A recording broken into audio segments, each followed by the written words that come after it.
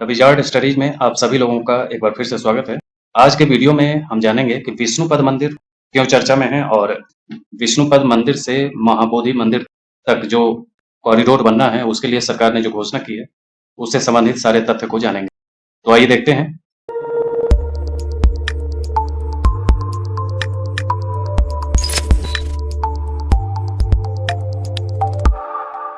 हाल ही में वित्त मंत्री ने अपने बजट भाषण में बिहार के गया स्थित विष्णुपद मंदिर और बोध गया स्थित महाबोधि मंदिर के लिए कॉरिडोर परियोजना की घोषणा की है।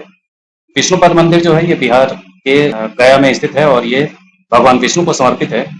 इसका निर्माण अहमदनगर की रानी अहिल्याबाई होलकर के आदेश पर 1787 में किया गया था। यह फाल्गु नदी के तट पर स्थित है।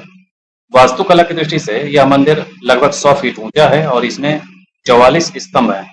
भक्तगण पितृपक्ष के दौरान मंदिर में आते हैं, जो हिंदू कैलेंडर का वह समय है जब लोग अपने पूर्वजों को याद करने के लिए अनुष्ठान में भाग लेते हैं। जैसे अगर हिंदू हैं तो लोग अपने पूर्वजों को पिंडदान करने इसी विष्णुपद मंदिर के में आते हैं और यहीं पे ये सारे कार्य संपन्न होते हैं, यहीं फाल्गु नदी के किनारे। तो ये है विष्णुपद मंदिर।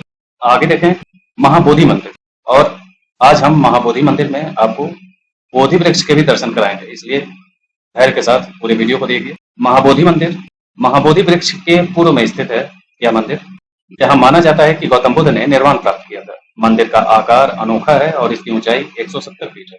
यह मध्य बिहार के बोध गया में निरंजना नदी के तट पर स्थित है और महाबोधि मंदिर परिसर सम्राट अशोक द्वारा 3वीं शताब्दी ईस्वी पूर्व में निर्मित पहला मंदिर है और यह वर्तमान में 5वीं 6वीं शताब्दी का वर्तमान मंदिर जो है, यानी कि शुरुआत की गई थी अशोक के द्वारा ही, लेकिन उस टाइम चूंकि मंदिर स्थापत्य उस लेवल पर नहीं था तो 5वीं 6वीं शताब्दी ईस्वी में मंदिर को वास्तविक रूप दिया गया।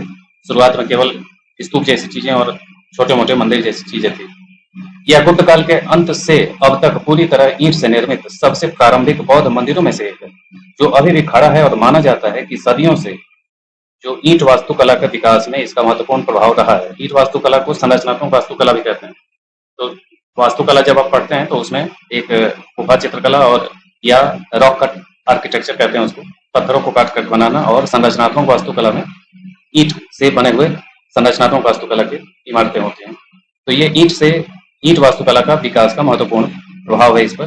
2002 में इसे यूनेस्को विश्व विरासत स्थल घोषित किया गया है।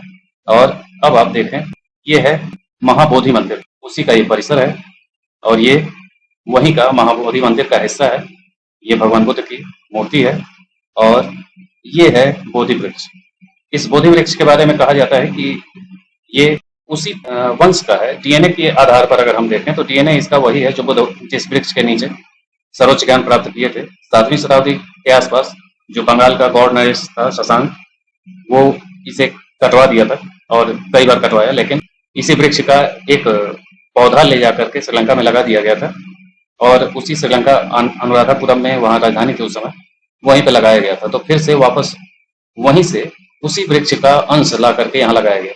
तो अंश वही है, यानी कि डीएनए संरचना में ये वृक्ष वही है जो बुद्ध के सर्वोच्च ज्ञान से जुड़ाव रखता है। इसलिए इस वृक्ष के दर्शन मात्र में बौद्ध धर्म के लोगों को बहुत सारी चीजें प्राप्त होती हैं और इसका धार्मिक महत्व बहुत ज्यादा है। और इतना ज्यादा है कि अगर एक पत्ता भी इसके गिर जाए वहां उपस्थित व्यक्ति पे, तो उसको वो लोग बहुत ज्यादा पुण्य मानते हैं और उनके कार्य सफल होते हैं। तो ऐसी मान्यता है इस बोधि वृक्ष की। और यहीं पे भगवान बुद्ध का एक मंदिर है जिसके अंदर का दृश्य ये है। तो ये बोधि वृक्ष है, बाहर से ये इस ढंग का है और उसके परिसर काफी खूबसूरत हैं और विश्व विरासत स्थल भी है। तो ये था आज का महाबोधि मंदिर और विष्णुपद मंदिर से जुड़ा हुआ सब कुछ। आज के लिए इतना ही, मिलते हैं अगले वीडियो में। धन्यवाद।